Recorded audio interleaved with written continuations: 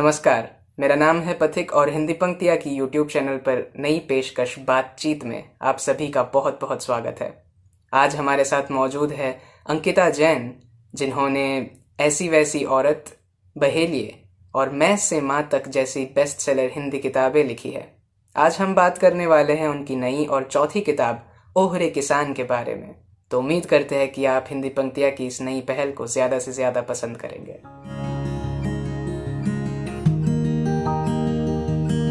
तो सबसे पहले तो बहुत-बहुत स्वागत है मैम आपका हिंदी पंक्तियाँ के साथ आप जुड़े, आपने अपना वक़्त निकाला और आज हम बात करने वाले हैं आपकी नई आई हुई किताब ओहरे किसान के बारे में और आपके इस लेखन के अनुभव के बारे में। तो सबसे पहले तो बहुत-बहुत शुभकामनाएँ इस किताब के लिए और ये बहुत ही आगे भी इतना ही अच्छा करे, ऐसा हम सब चाहते हैं। तो आज हम जानेंगे आपसे बहुत सारी ऐसी बातें जो इस किताब से जुड़ी है, जो आपसे जुड़ी है। तो शुरू करते हैं आज की बातचीत और सबसे पहला सवाल तो यही है मैम कि ये जो किताब है, वैसे तो टाइटल से पता चल रहा है किस बारे में है, लेकिन एग्ज़ैक्टली ये बुक क्या है? अ, कैसे इसकी प्रेरणा मिली और किस प्रकार की ये किताब है, उसके बारे में आप बताइए?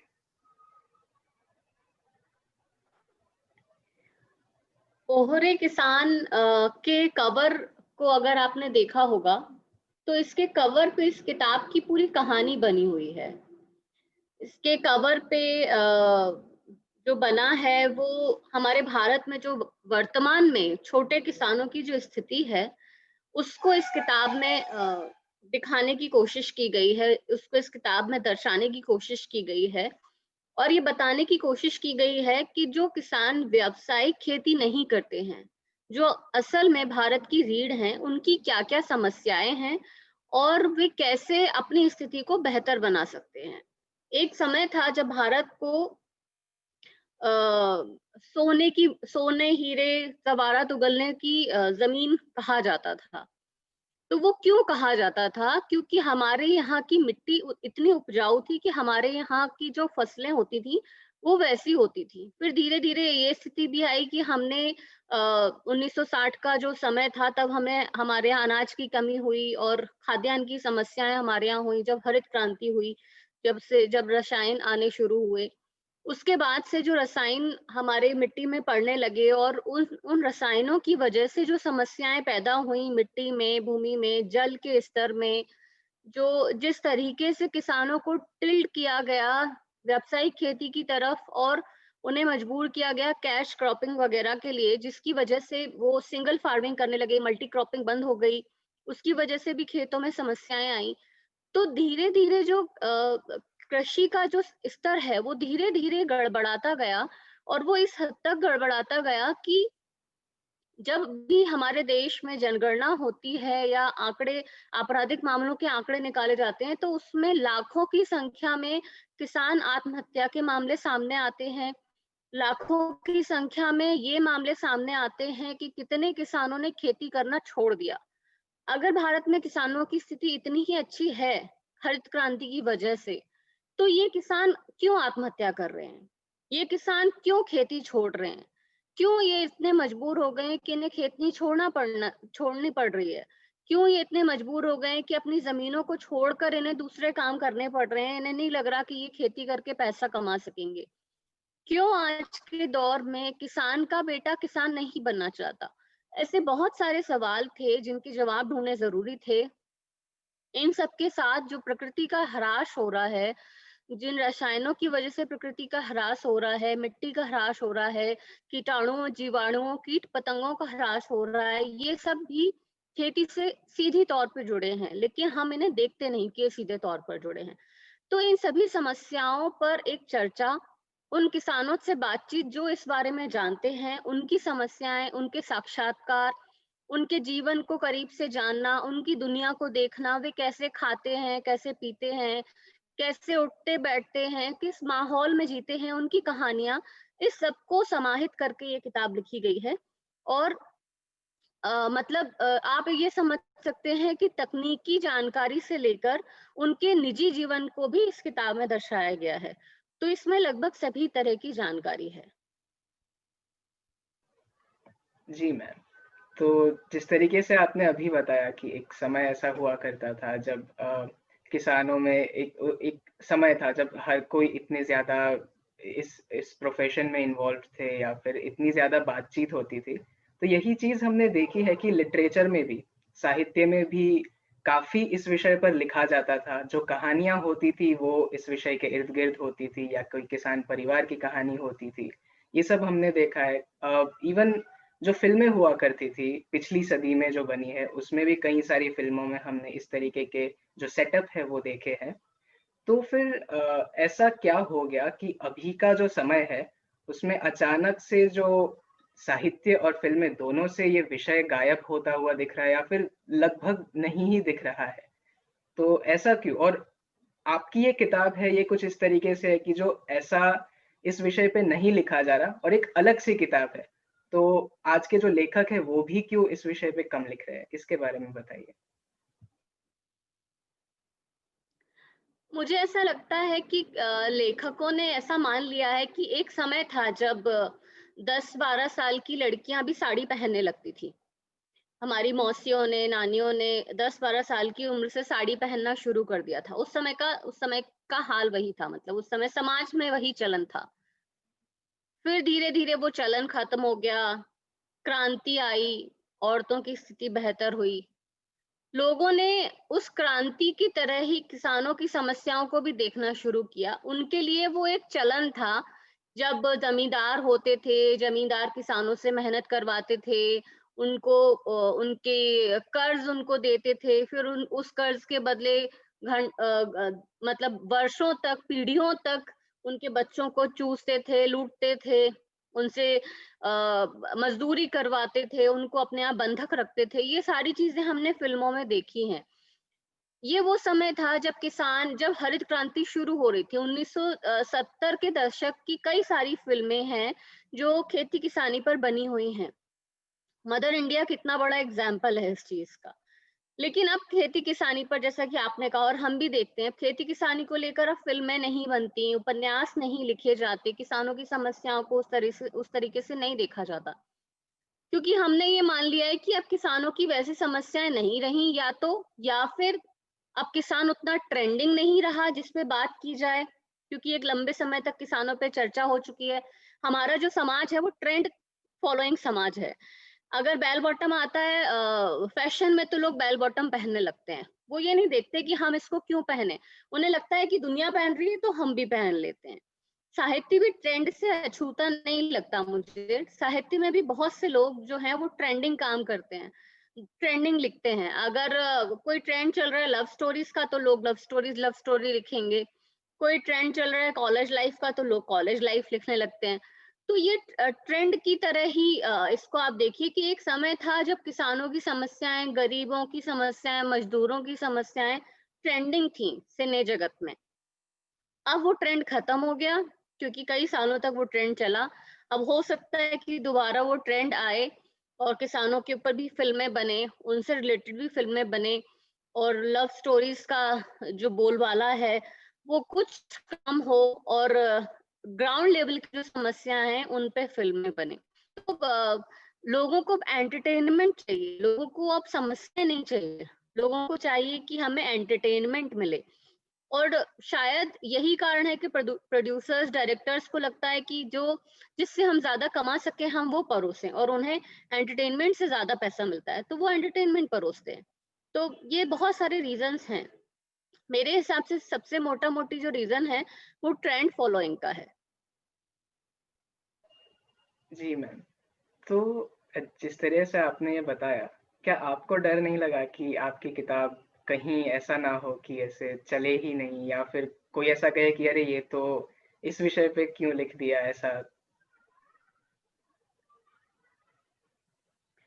नहीं, इससे पहले मेरी जो 3 किताबें आई हैं, वो भी अ, ऐसी किताबें हैं जिसको ऐसा नहीं माना जाएगा कि नहीं, ये कोई बहुत ही बॉम्ब ब्लास्टिक उपन्यास लिख दिया कि नहीं, यूथ उसके पीछे पागल हो जाएगा।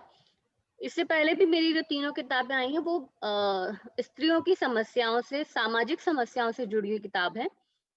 पहली किताब ऐसी वैसी औरत, उसमें महिलाओं की समस्याएं हैं, उनसे जुड़ी हुई कहानियां हैं, ऐसी महिलाओं की जो हमारे आज के समाज में एग्जिस्ट करती हैं, लेकिन उन्हें कोई देखता नहीं है।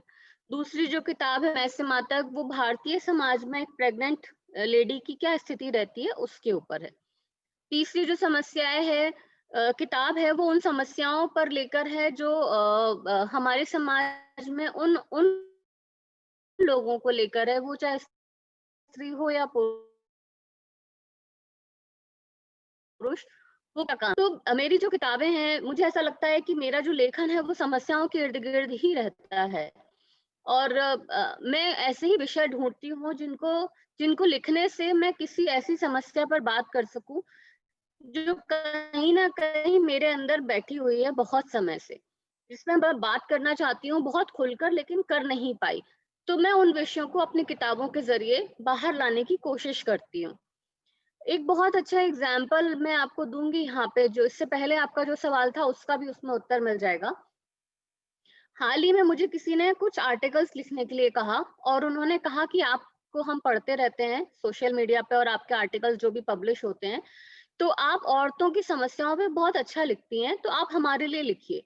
मैंने उनके लिए लिखना शुरू किया, और मैंने उनके लिए उन लड़कियों की प्रॉब्लम्स के बारे में लिखा जो 3 टायर सिटीज़ की लड़कियाँ होती हैं, छोटे शहरों की जो लड़कियाँ होती हैं, जिन लड़कियों के लिए आज भी घर से बाहर जाकर पढ़ना बहुत बड़ी चीज़ है, जिनके माता-पिता के लिए आज भी अपनी बेटियों को बाहर जाके पढ़ाना, बाहर भेज के एक कमरा लेकर रहना, हॉस्टल में रहना, पीजी में रहना, अकेले ट्रैवल करना, ये सब उनके लिए बहुत बड़ी चीज़ है। तो मैंने उस पे लिखना शुरू किया। पहला आर्टिकल तक तो ठीक था, अगले आर्टिकल से उन्होंने कहा कि ये तो बहुत ही ओल्ड फैशन्ड है, ये प्रॉब्लम्स अब दिखती नहीं है। उनको चाहिए था जो मेट्रोस की जो लड़कियां हैं उनके ऊपर फोकस करें।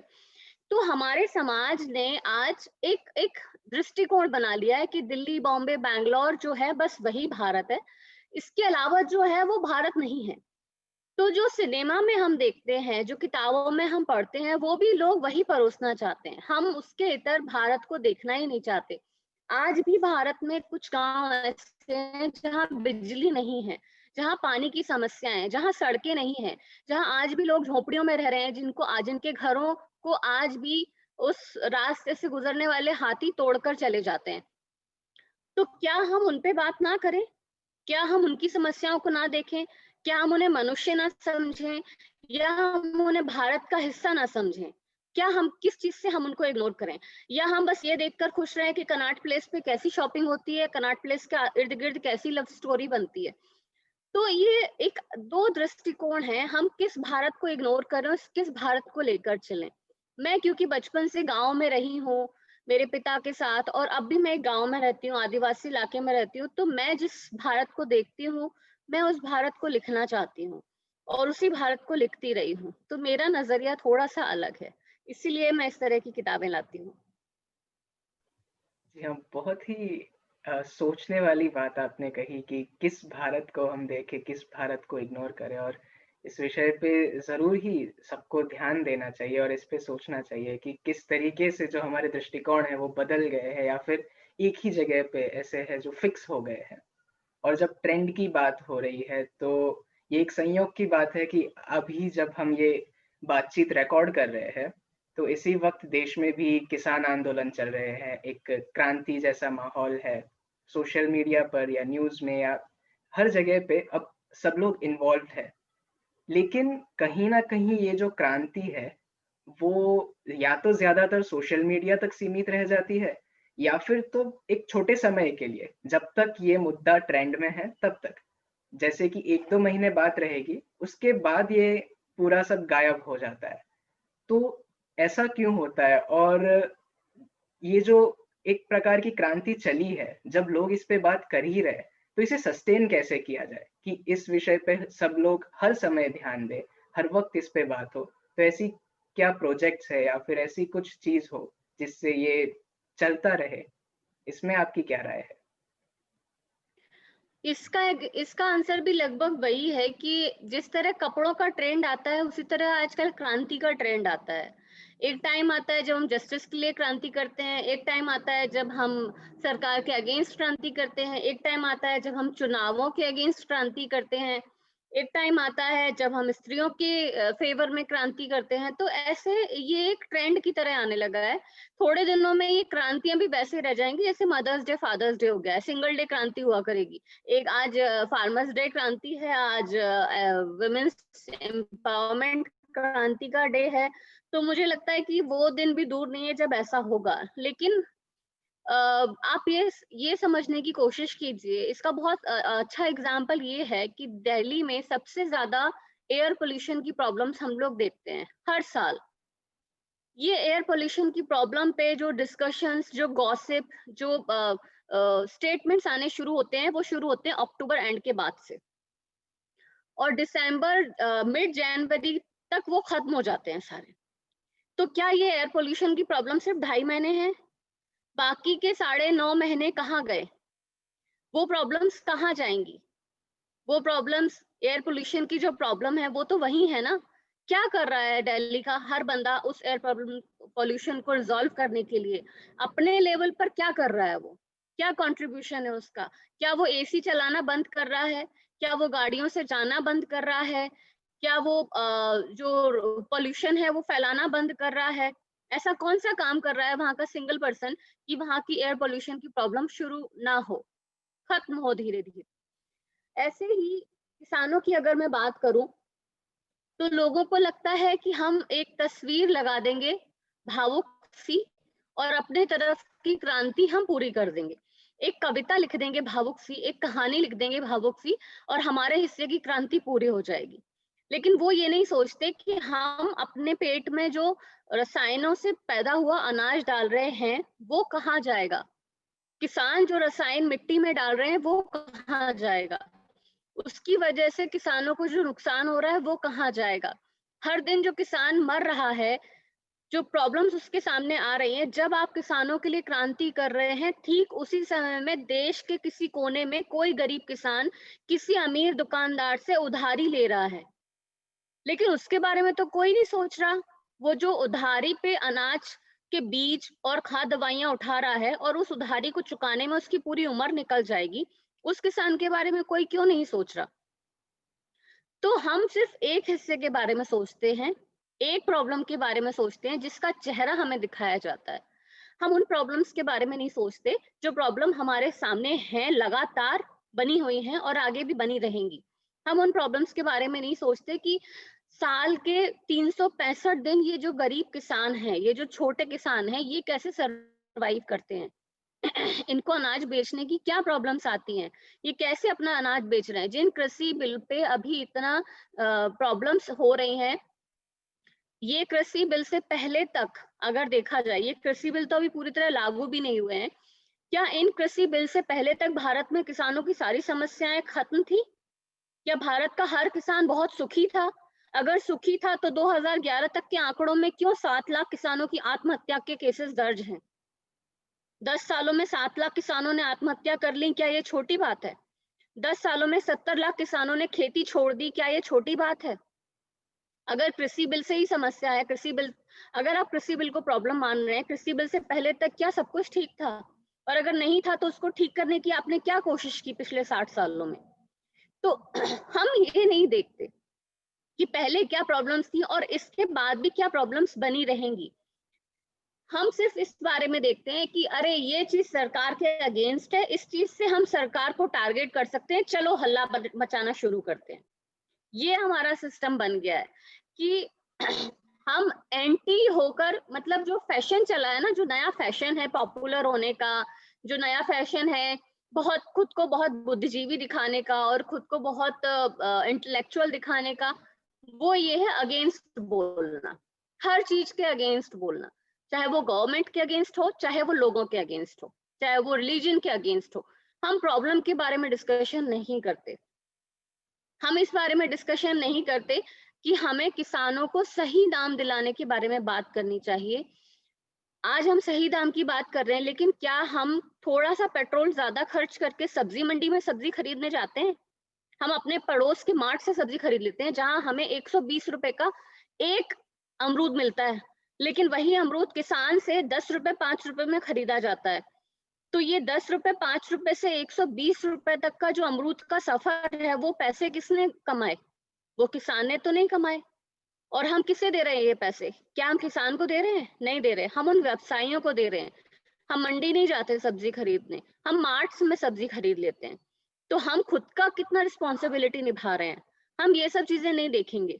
हम देखेंगे कि सरकार ने ये बनाया है और क्योंकि किसान कह रहे हैं कि उनके विरुद्ध है, तो हमें उसका सपोर्ट करना है, पर हम बुनियादी चीजें नहीं देखेंगे।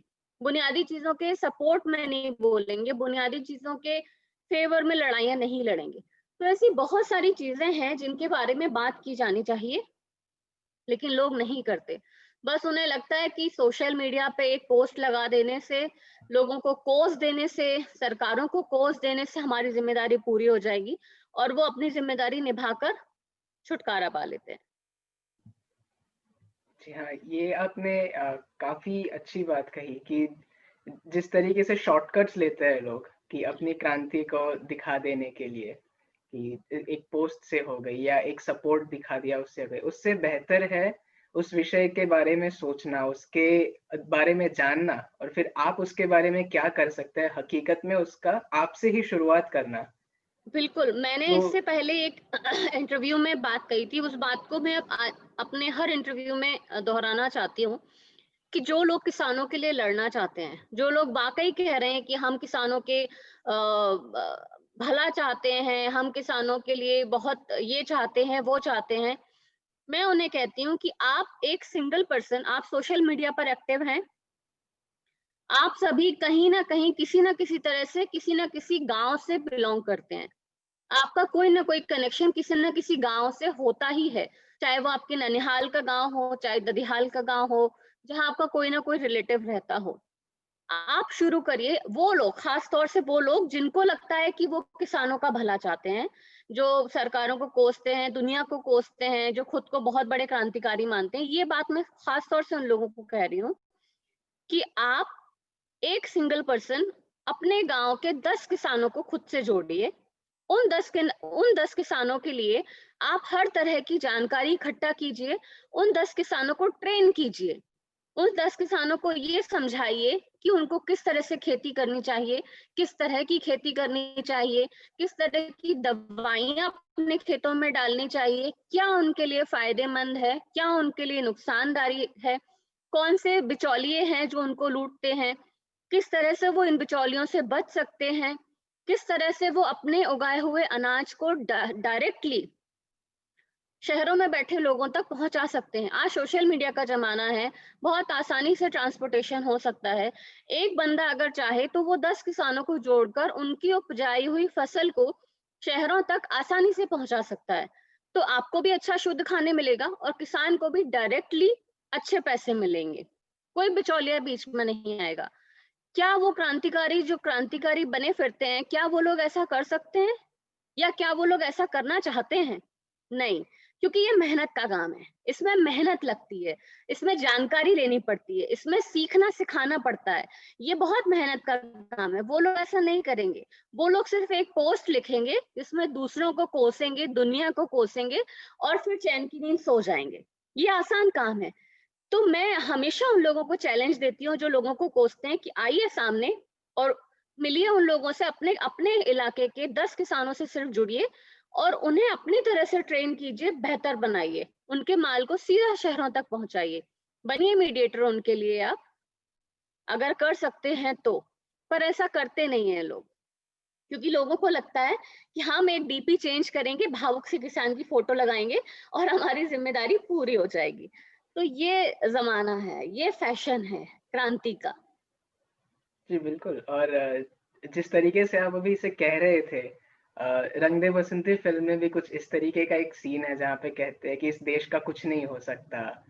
और फिर जो एक बात आती है वो कुछ इसी तरीके की बात है कि आप करो ना जॉइन सिस्टम को, आप सिस्टम में जाओ, फिर आप देखो क्या कर सकते हो। तो बिल्कुल, ये आपने ऐसी बात कही है कि चीज़ों के बारे में जान के आप खुद चेंज लाना शुरू करो, फिर देखो क्या होता बिल्कुल। है।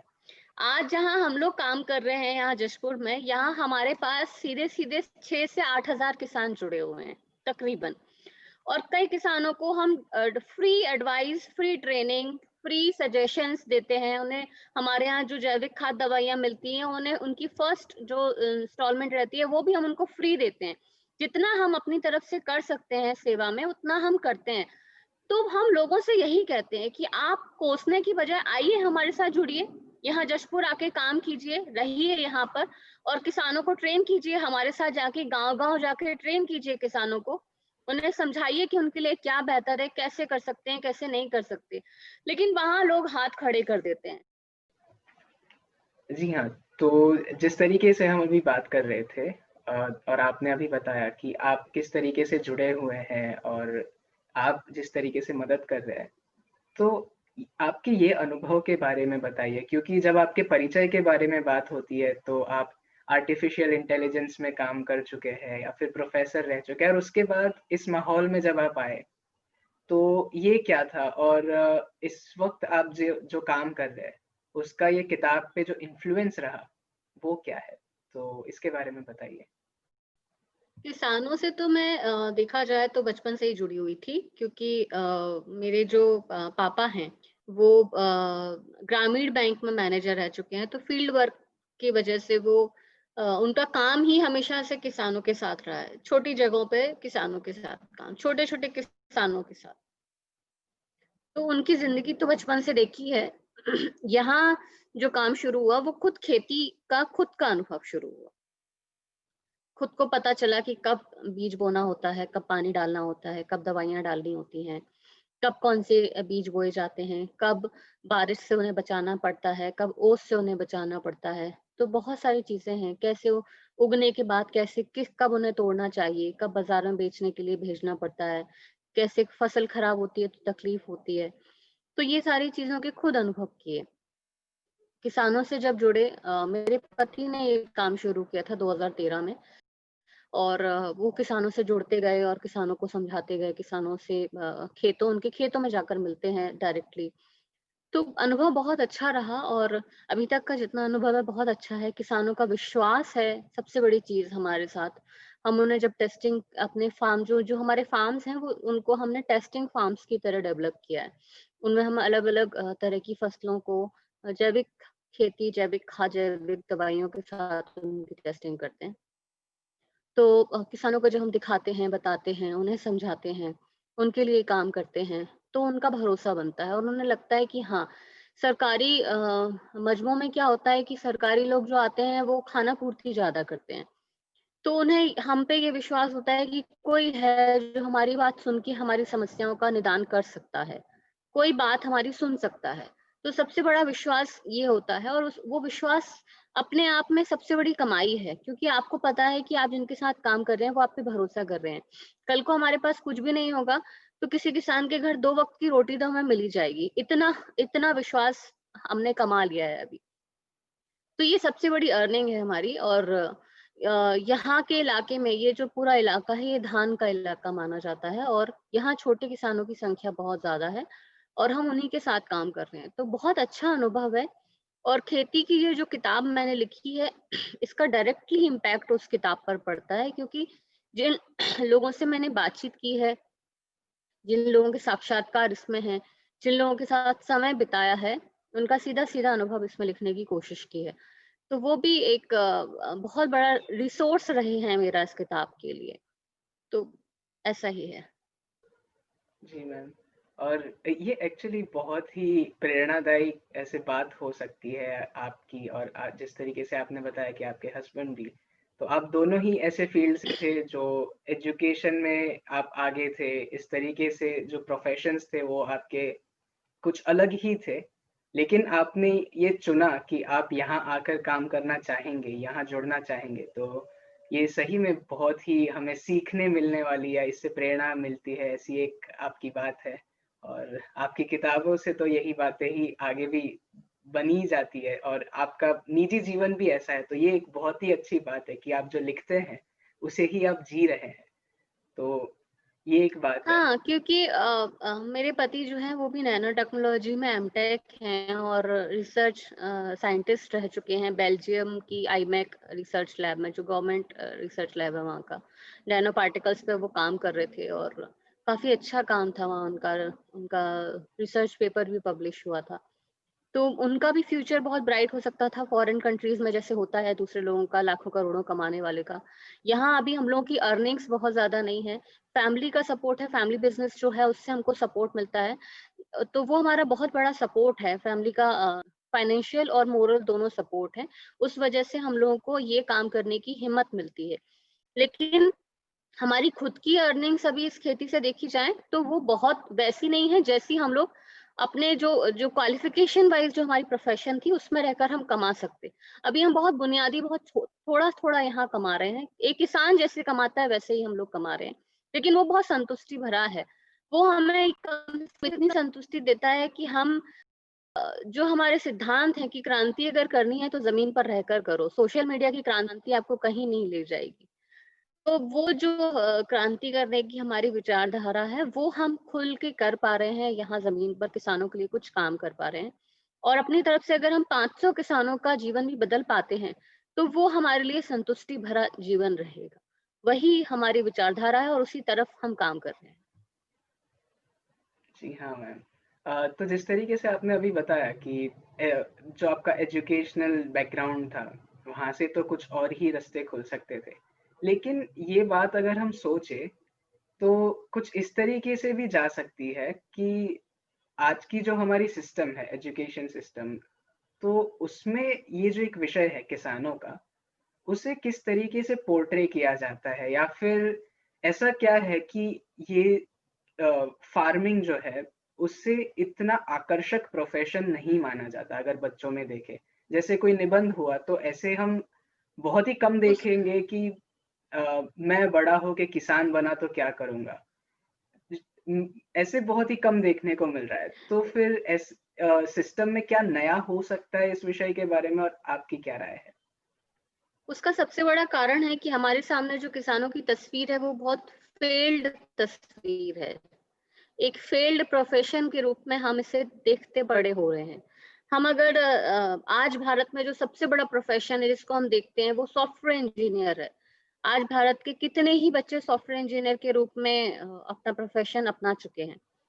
तो आपने कितने ऐसे सॉफ्टवेयर इंजीनियर के किस्से पढ़े होंगे जिन्होंने आत्महत्याएं की होंगी अपने प्रोफेशन की वजह से, या जिन्होंने जिनकी बेटी की शादी रुक गई होगी क्योंकि उनकी फसल खराब हो गई, या उनकी बैंक में पैसे नहीं रहे, या उनके बच्चों को अच्छी शिक्षा नहीं मिल पाई, या उनके खाने के लिए तरसना पड़ा। ऐसे कितने सॉफ्टवेयर इंजीनियर के हमने किस्से देखे होंगे। कोई भी माता-पिता कभी भी ये नहीं चाहता कि उसका बच्चा गरीबी में, अभाव में या तंगी में जिए। वो ये चाहता है कि उसका बच्चा पढ़ लिख कर इस काबिल बन जाए कि वो अच्छा खाए, अच्छा पिए, अच्छा पहने, सभी ये चाहते हैं। एक बहुत मज़ेदार बात है कि जितने भी लोग ये क्रांति करते हैं, वो सभी असल में चाहते हैं कि वो सभी राडो की घड़ी पहने, लेकिन उन्हें मिल नहीं पाती, इसीलिए उनको क्रांति करनी पड़ती है। लेकिन वो क्रांति उन्हें कहाँ तक लेकर जाती है, इस बात पे डिपेंड करता है। तो कोई भी पेरेंट्स ये नहीं चाहते कि उनके बच्चे अभाव में जिएँ, और हमारे सामने जो किसानों की छवि बन गई है, वो यही है कि किसान मतलब गरीब। अगर हम कोई अमीर किसान देख लेते हैं, तो हम उसको किसान मानने को तैयार नहीं होते। मतलब हमारी मेंटालिटी ऐसी बन गई है कि अगर हम किसी किसान को देखेंगे कि वो किसी अच्छी गाड़ी में जा रहा है, अच्छे कपड़े पहन रहा है, तो हम उसे किसान नहीं मानेंगे। ये हमारी मेंटालिटी बन गई है। तो कौन चाहेगा अपने बच्चों को उस दिशा में धकेलना? कौन चाहेगा अपने बच्चों के मुँह से ये सुनना कि मैं बड़ा होकर किसान बनूँगा? क्योंकि हम देख रहे हैं कि किसान अभाव में जी रहे हैं। जब किसानों की छवि बदलेगी, जैसे कि विदेशों में है, वहाँ के किसान गरीब नहीं दिखते, वहाँ के किसान मजबूर और लाचार नहीं दिखते, वहाँ के किसानों के यहाँ बच्चे भूख से नहीं मरते। तो जब हम देखेंगे कि किसानों की छवि बदलेगी, किसानों का नज़रिया बदलेगा, दूसरे लोग छोड़ो, आज किसान का खुद का बच्चा किसान नहीं बनना चाहता बड़े होके, क्योंकि वो देखता है कि मेरा बाप कितने अभाव में जिया, कितने अभाव में रहकर उसने हमें पाला-पोसा बड़ा किया। तो उसको जब उससे प्रॉफिट ही नहीं दिखेगा, बेनिफिट्स नहीं दिखेंगे, तो वो कैसे बड़ा होके किसान बनना चाहेगा? तो जब किसान का बच्चा ही किसान नहीं बनना चाहता, जो लोग एग्रीकल्चर पढ़ रहे हैं, वो खुद ऑन ग्राउंड फार्मिंग नहीं करना चाहते, वो खुद ज़मीनों पे उतरकर काम नहीं करना चाहते, तो जिनका एग्रीकल्चर से कोई लेना-देना नहीं, वो कैसे किसान बनने के बारे में सोचेंगे? ये चीज़ समझने की है। और जो लोग सोचते हैं उनको बहुत ज़्यादा मेहनत करनी पड़ेगी, उनको बहुत ज़्यादा चुनौतियों का सामना करना पड़ेगा, उनको बहुत ज़्यादा आज अगर हमारे पास ये फाइनेंशियल सपोर्ट नहीं होता फैमिली बिज़नेस का या मोरल सपोर्ट नहीं होता, तो हम भी टूट जाते किसी न किसी क्षण पे आके, क्योंकि हमें भी कल को अपने बच्चों का पेट तो पालना ही है। जो व्यवस्था हमारी सरकारी इस तरह की बन गई है, उसमें एक किसान किस हद तक अपने आप को मजबूर बनाता है, ये हमें समझने की ज़रूरत है। जो कृषि बिल आए हैं, वो बहुत हद तक हमारे नज़र से किसानों के फ़ायदे के लिए हैं, लेकिन वो सरकारी प्रक्रिया से गुज़रकर कैसे उनको किसानों को बेनिफिट्स मिलेंगे, ये समझने की चीज़ है।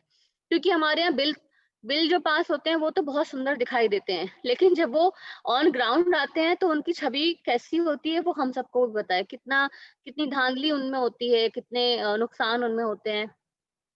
तो वो सारी चीज़ें समझने की ज़रूरत है। हमारी मतलब मेरे हस्बैंड को भी शुरू में बहुत फैमिली जो एक्सटेंडेड फैमिली है उसकी तरफ से सुनना पड़ता था कि कुछ कमाई-वमाई होती है कि नहीं, कुछ कमाओगे-वमाओगे कि नहीं, या ऐसे ही बस सरकारी संस्था खोल रखी है, ऐसे ही लोगों के लिए काम करते रहोगे, मुफ्त में सरकारी लोगों के लिए काम करते रहोगे। तो उनको भी सुनना पड़ता था, क्योंकि लोग आपकी तरक्की को, आपकी सफलता को, आपके अच्छे स्टैंडर्ड को, आपकी बेहतरी को पैसे से तोलते हैं। और जब तक पैसा नहीं मिलेगा, तब तक कैसे कोई ये कैसे कोई ये कल्पना कर सकता है कि मैं बड़ा होके किसान बनूँगा? कैसे कोई ये निबंध लिख सकता है कि मैं बड़ा होके किसान बनूँगा? तो ये समझने वाली बात है। जी हाँ मैम, और ये बात आपने काफ़ी सही कही। जो हमें देखने को मिलता है कि जो बेंचमार्क देखा जाता है वो ये है कि कितने पैसे मिल रहे हैं, तब आप सक्सेसफुल हो या नहीं, इस बात पे जजमेंट आती है। तो जी हाँ, और इसी विषय आज भी पे मेरे पति का जब एग्ज़ाम्पल दिया जाता है न्यूज़ वग़ैरह में, तो हेडलाइन डाली जाती है, 35 लाख का पैकेज छोड़ के एक किसान जो अपने देश लौटा। ऐसी हेडिंग डाली जाती है। मतलब उनको ये दिखाना होता है कि एक लड़का जो आज से 8 साल पहले 35 लाख कमा रहा था, वो अपनी वो चीज़ छोड़ के आया है। मतलब वो ये दिखाते हैं कि इतना सक्सेसफुल वो हो चुका था, तब वो किसान बना है। मतलब उससे वो हमारा बेंचमार्क तय करते हैं, उससे वो हमारी सफलता तय करते हैं। हम सफल हैं क्योंकि हम इतना कमाने के बाद छोड़कर आए थे। जी हाँ। तो ये समाज का जो दृष्टिकोण है, वो ऐसा बन गया है कि उसको लगता है कि कोई 1 करोड़ सालाना कमा रहा है, तो वो उसकी उसकी तरक्की का जायज़ा बस उसी चीज़ से लिया जा सकता है। जी। और ये बात भी काफ़ी अच्छी तरीके से आपने कही कि इस बात का उपयोग इसलिए किया जा रहा है कि आज आपने जो प्रोफ़ेशन लिया, वो आपने कुछ ऐसा छोड़ा है कि जो आप सक्सेसफुल थे, तो अभी भी ये जो इमेज पोर्ट्रे हो रही है, वो ऐसा नहीं है कि ये प्रोफ़ेशन की वज़ह से सक्सेसफुल है। तो ये बात आपने बिल्कुल सही कही कि इसे कैसे पुट किया जाता है। तो ये भी काफ़ी सोचने वाली बात है। और ये बहुत ही अच्छा लगा आपसे, क्योंकि इस बात को आप ही सबसे ज़्यादा जानते होंगे, क्योंकि आपने अनुभव किया है और फिर अपनी जो राय दी, तो ये बिल्कुल ही बड़ी एक ऐसी बात थी जो अच्छे से सोचने में मजबूर कर देती है हमें।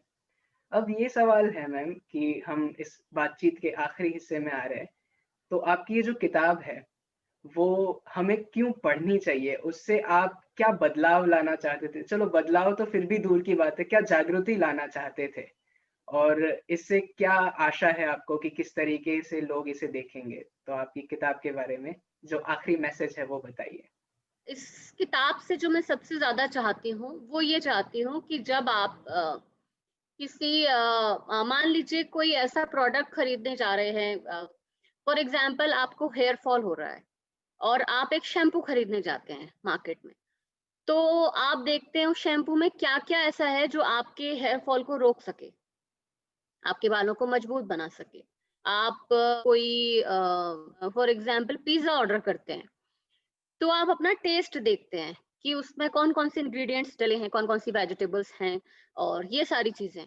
तो मैं चाहती हूँ कि अगली बार जब आप डाइनिंग हॉल में जाएँ और थाली लगाएँ, तो आपकी थाली में जो रोटी आए, आपकी थाली में जो सब्ज़ी आए, आपकी थाली में जो दाल आए, तो आप उसे देखें और आप ये सोचें कि इसमें कितने पेस्टिसाइड्स मिले हैं। इसमें कौन-कौन से केमिकल्स मिले हैं, जो मेरी बॉडी को हार्म कर सकते हैं।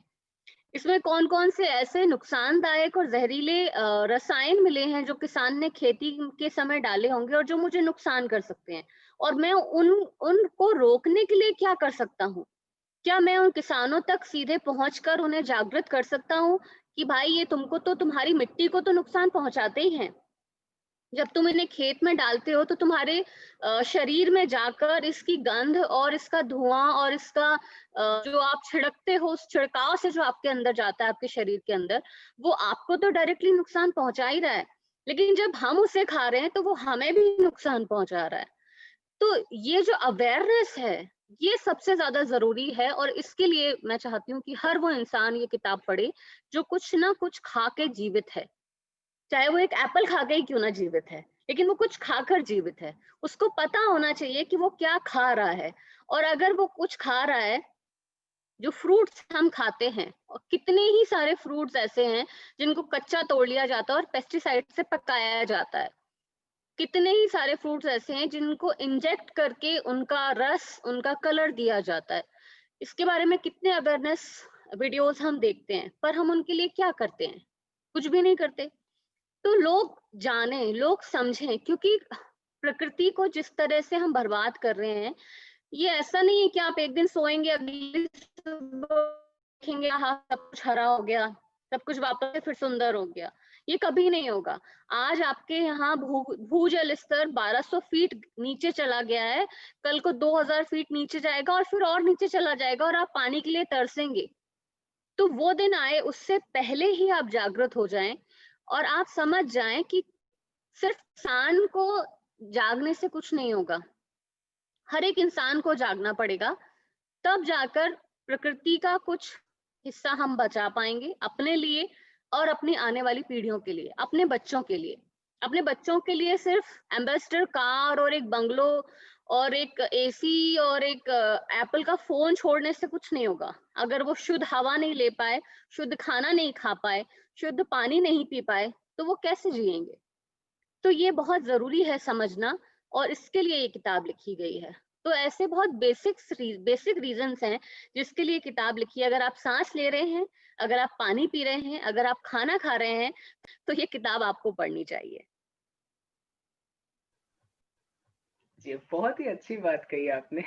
और ये दिखाता है कि कितनी अच्छी तरीके से ये बात कनेक्ट होती है कि हम सब जिस प्रकार से अभी जी रहे हैं, तो ये सारी बातें कितनी सोचने वाली है, बहुमूल्य है, जिस पे ध्यान देना चाहिए। लेकिन अक्सर हम ध्यान उन चीज़ों पे डाल देते हैं, जैसा कि आपने पहले भी कहा था कि जो ट्रेंड है, क्योंकि हमें दिखाया गया है कि ऐसी कुछ चीज़ें, जैसे आपने एग्ज़ाम्पल दिया था पिज़्ज़ा का या शैम्पू का, तो वो हम देख रहे हैं, ट्रेंड में है। हम सोशल मीडिया पे, टीवी पे देख रहे हैं, तो उसके बारे में हम जागरूक हैं। लेकिन जो चीज़ें ट्रेंडी नहीं है पर बेसिक है, जो हम रोज़मर्रा में उसे यूज़ करते हैं, खाते-पीते हैं, तो उस पे हम अवेयर नहीं है। तो ये कितनी आयरॉनिकल बात भी है और कितनी सोचने वाली बात है। तो जी हाँ, मतलब कितनी स्टूपिड बात है ये कि एक मनुष्य के लिए, दुनिया के सबसे बुद्धिमान प्राणी के लिए कितनी मूर्खतापूर्ण बात है कि वो अपनी बेसिक चीजों के प्रति अवेयर नहीं है। जी बिल्कुल। तो हमारी जो सबसे बेसिक नीड्स है, और किसानों का ये जो बातचीत का एक प्रश्न चल रहा है या जो कुछ भी एक क्रांति चल रही है, तो इन सारे विषयों से आपको अगर जितनी जानकारी चाहिए, आपको जितना पढ़ना है, तो उसके लिए आप ये किताब ज़रूर पढ़ें। ओहरी किसान अंकिता जैन जिनके लेखक हैं, और हमने अभी इनसे बातचीत की। तो मैम, आपके जो विचार है, आपके जो अनुभव है, वो हमें जान के बहुत खुशी हुई। और आपका लेखन भी जो है, वो हम ज़रूर पढ़ेंगे, और हम चाहेंगे कि ज़्यादा से ज़्यादा लोगों तक ये किताब पहुँचाई जाए, इसकी बात की जाए। तो आपने अपना वक़्त निकाला और हमारे साथ जुड़े, उसके लिए बहुत-बहुत धन्यवाद। और हम चाहते हैं कि आप ऐसे ही प्रेरणा देते रहे सबको। थैंक यू सो मच, बहुत बहुत धन्यवाद हिंदी पंक्तियां का। और आप लोग बहुत अच्छा काम कर रहे हैं और मुझे बहुत खुशी होती है देखकर कि आप लोग दिन दूनी रात चौगनी गति से आगे बढ़ रहे हैं और लोगों को खुद से जोड़ रहे हैं। इसी तरह अच्छा काम करते रहिए, और हमारा साथ आपके साथ है। बहुत शुक्रिया मैम, और किताब के लिए भी आपको बहुत-बहुत शुभकामनाएँ। Thank you.